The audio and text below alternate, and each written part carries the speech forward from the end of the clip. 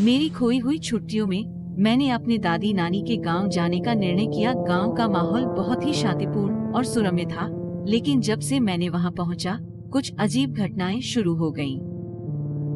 एक रात जब सभी लोगों ने अपने घरों की ओर बढ़ते हुए सो जाने का निर्णय किया, मैं भी अपने नानी के घर की ओर बढ़ा। रात बहुत ही ठंडी थी और हवा में अचानक एक अजीब सी गहरी आवाज सुनाई दी। मैंने देखा, वहाँ एक पुरानी और डरावनी हवेली थी जो कि गांव के किनारे में खड़ी थी।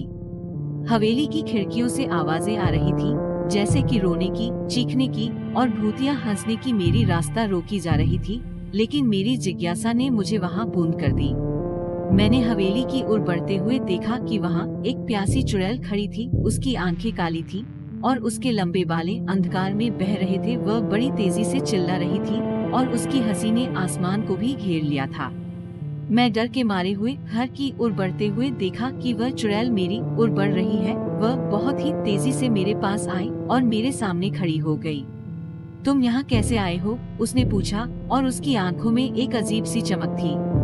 मैंने डर के बावजूद कहा, मैं यहाँ अपने नानी के घर गांव की छुट्टियों में आया हूँ। चुड़ैल ने मुझे हंसते हुए कहा, तुम्हारी साहसियता को देखकर मैं तुम्हारे दिल को देखना चाहती हूँ। मैं तुम्हें एक राज बता सकती हूँ, लेकिन उसके लिए तुम्हें मेरी मदद करनी होगी।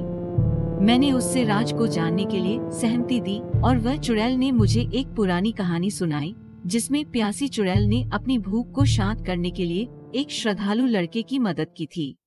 इस कहानी से मैंने ये सीखा कि बाहरी रूप से डरावनी चीजें हमेशा आपको धोखे में डाल सकती हैं, लेकिन अगर हम खुद को खोल दें और दूसरों की मदद करें, तो असली सच्चाई सामने आ सकती है।